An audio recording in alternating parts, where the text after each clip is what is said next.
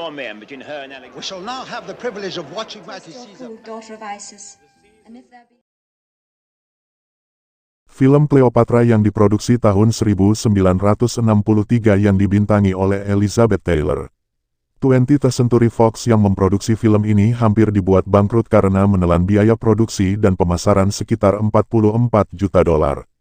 Hal itulah yang membuat film Cleopatra 1963 menjadi film termahal yang pernah dibuat saat itu.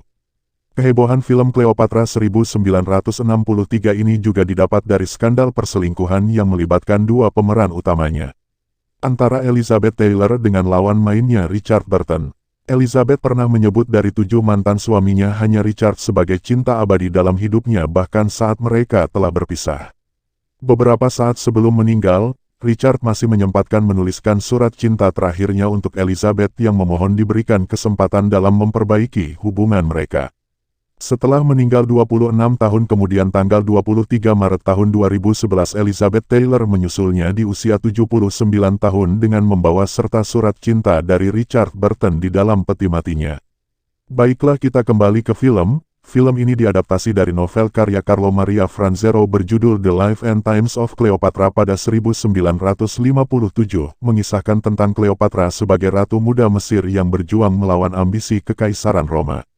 Setelah pulang dari pertempuran Perang Saudara di Pharsalus pada tahun 48 sebelum Masehi, antara pasukan Romawi yang dipimpin oleh Jenderal Julius Caesar dengan pasukan Pompei, meskipun memenangi pertempuran itu tidak ada raut kebahagiaan dari wajah Caesar.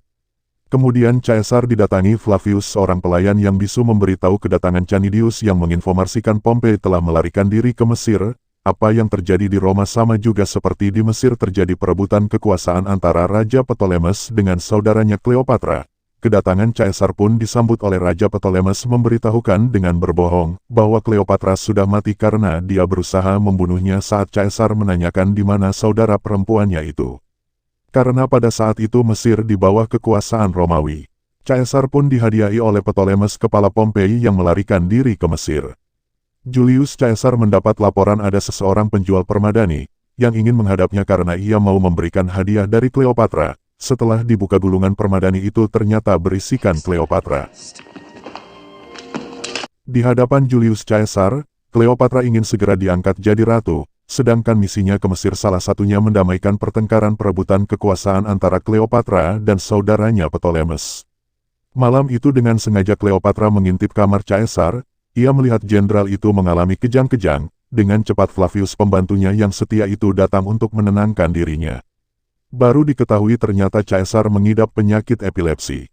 Caesar lalu mendapat laporan dari salah satu anak buahnya yang mengatakan bahwa kapal perang Mesir telah mempersiapkan tentara dan persenjataan. Caesar memerintahkan untuk segera membakarnya dengan resiko api akan membakar beberapa bangunan. Berapa marahnya Cleopatra ketika melihat api itu menjalar membakar bangunan perpustakaan Alexandria. Dia langsung marah pada Julius Caesar yang menuduh bahwa orang Romawi hanya bisa menghancurkan peradaban Mesir. Caesar pun tidak terima dibilang seorang barbar. Ia membalas perkataan Cleopatra adalah turunan dari generasi cacat mental akibat inces. Meskipun pasukan Mesir dengan menggunakan balista, berhasil ditumpas oleh tentara Romawi yang dipimpin Julius Caesar. Akibatnya para pembantu Raja Ptolemes yaitu Kepala Kasim Pothinus dihabisi sedangkan Raja Ptolemes sendiri serta tutornya, Theodorus dan Jenderal Achilles dibuang ke gurun timur. Dengan bujuk rayunya pada Caesar, Cleopatra berhasil diangkat menjadi Ratu Mesir.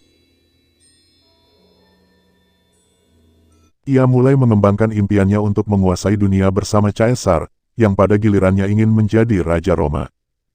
Mereka menikah, dan berhasil memberikan anak laki-laki seperti diimpikan oleh Julius Caesar yang diberi nama Caesarion, yang akan memadukan kekuasaan Romawi dan Mesir seperti yang diharapkan oleh Cleopatra. Akibatnya mereka menjadi pembicaraan di Roma dan Senat. Caesar lalu meninggalkan Mesir, ia kembali ke Roma. Ia pun disambut meriah setibanya di sana. Senat telah menganugerahkan kepada Kaisar pangkat, hak istimewa dan gelar diktator seumur hidup, tapi dalam setiap kasus harus mendapat persetujuan dari Senat. Berita itu pun sampai ke telinga Cleopatra. Cleopatra dan putranya pun diundang untuk datang ke Roma. Mereka disambut dengan acara pesta besar-besaran yang meriah dalam prosesi mewah dan mendapat sanjungan dari orang-orang Romawi.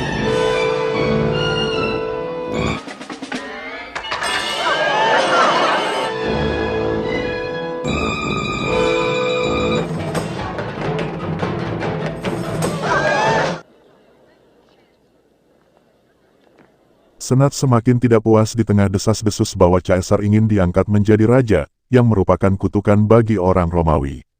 Para anggota Senat meminta pada Brutus seorang senator guna mencegah keinginan Julius Caesar itu.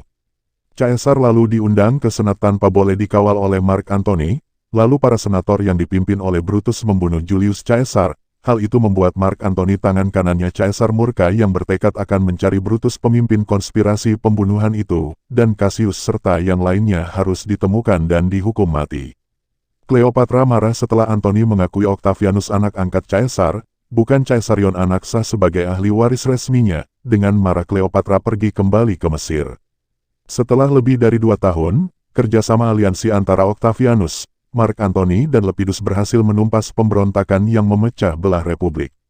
Pada akhirnya Antony berhasil mencari Brutus lalu ia pun dieksekusi mati. Saat merencanakan kampanye melawan Partia di timur, Antony menyadari bahwa dia membutuhkan uang dan perbekalan yang hanya dapat disediakan oleh Mesir secara memadai. Setelah menolak beberapa kali untuk meninggalkan Mesir, Cleopatra datang lagi ke Roma setelah kematian Julius Caesar. Antony pun diundang ke acara makan malam yang dilaksanakan di atas kapal pesiar kerajaan di Tarsus. Pesta malam yang menyenangkan begitu pula bagi Mark Antony yang jatuh ke dalam pelukan Cleopatra. Cleopatra mengingatkan pada Antony agar berhati-hati dengan Octavianus si anak angkat Caesar itu. Antony yang sudah tergila-gila pada Cleopatra menganggap itu tidak mungkin bila ia harus berperang dengan Octavianus. Betapa marahnya dan hancur hati Cleopatra setelah mendengar kabar bahwa Antony menikah dengan saudaranya Octavianus yang bernama Octavia. Antony nekat untuk bertemu dengan Cleopatra. Ia mencoba menjelaskan bahwa ia terpaksa menikah karena ingin menghindari konflik. Cleopatra yang marah menganggap Antony sudah sebagai budaknya Octavianus yang berambisi menjadi kaisar Romawi, yang dianggap oleh Cleopatra menghalangi anaknya Caesarion untuk bertahta di Roma. Karena anaknya itulah pewaris yang sah, Cleopatra pun memaafkan Antony dengan syarat harus menceraikan Octavia. Mereka pun mengadakan pernikahan di Mesir. Perbuatan Antony itu mendapat kecaman para senator yang membagi sepertiga kekuasaan Romawi kepada Mesir. Octavianus yang marah membacakan surat wasiat Antony di hadapan para senator Romawi, mengungkapkan bahwa Antony ingin dimakamkan di Mesir. Roma berbalik melawan Antony dan seruan Octavianus untuk berperang melawan Mesir mendapat tanggapan yang meriah. Octavianus dengan sengaja membunuh Sosigenes yang merupakan seorang utusan Ratu Cleopatra.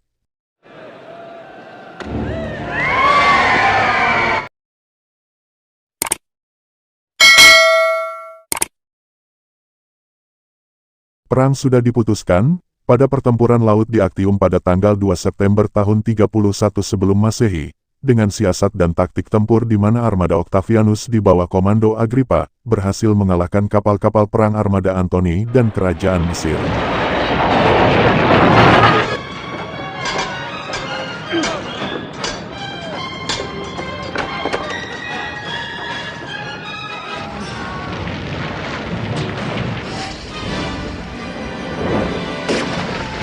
Cleopatra mengira bahwa Antony dan Octavianus sudah mati setelah melihat kapal Antony menabrak kapal Octavianus. Ia pun memerintahkan pasukan Mesir yang tersisa untuk segera pulang. Melihat kapal yang membawa Ratu Cleopatra meninggalkan arena pertempuran, Antony pun kemudian mengejarnya dengan meninggalkan para tentaranya. Hal itu membuat pasukan Antony mudah dikalahkan karena ditinggalkan pemimpinnya. Antony marah dengan mendiamkan Ratu Cleopatra atas perbuatannya lari dari arena peperangan. Ratu Cleopatra meninggalkan pertempuran karena mendengar Antony sudah mati. Dengan rasa menyesal mengatakan itu di hadapan Antony. Beberapa bulan kemudian, Cleopatra mengirim Caesarion dengan menyamar keluar dari Alexandria. Cleopatra berhasil meyakinkan Antony untuk melanjutkan komando pasukan guna melawan pasukan Octavianus yang terus bergerak maju menuju Mesir. Namun saat Antony terbangun dari tidur, para tentara sudah meninggalkannya pada malam hari. Rufio, orang terakhir yang setia pada Antony, melakukan bunuh diri. Rufio. Di saat berhadapan dengan tentaranya Octavianus, Antony mencoba mancing Octavianus ke pertempuran tunggal, namun tidak diacuhkan. Akhirnya Antony terpaksa melarikan diri ke kota. Para pasukan Octavianus membawa mayat Caesarion di dalam gerobak. Ketika Antony kembali ke istana, ia bertemu dengan Apollodorus yang jatuh cinta dengan Cleopatra duduk sendirian. Lalu ia memberitahu Antony bahwa Cleopatra ada di makam. dan membiarkan Antony percaya bahwa Cleopatra sudah mati. Antony kemudian mengambil pedangnya dan mencoba untuk bunuh diri hingga jatuh di atas pedangnya sendiri. Apollodorus kemudian mengatakan bahwa dia telah berbohong padanya, lalu Antony minta dibantu untuk mengantarkannya ke makam Cleopatra yang ternyata masih hidup. Antony pun meninggal dalam pelukan Cleopatra.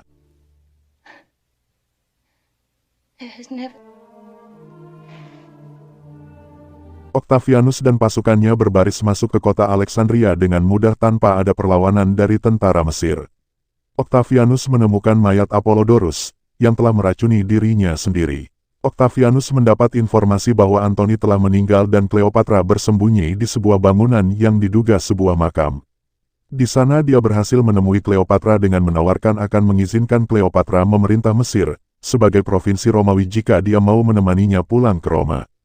Cleopatra mengetahui bahwa putranya telah meninggal setelah melihat cincin yang dipakai Octavianus. Ia menyetujui persyaratan yang diajukan oleh Octavianus, termasuk janji kosong atas keselamatan nyawa putranya untuk tidak menyakiti dirinya.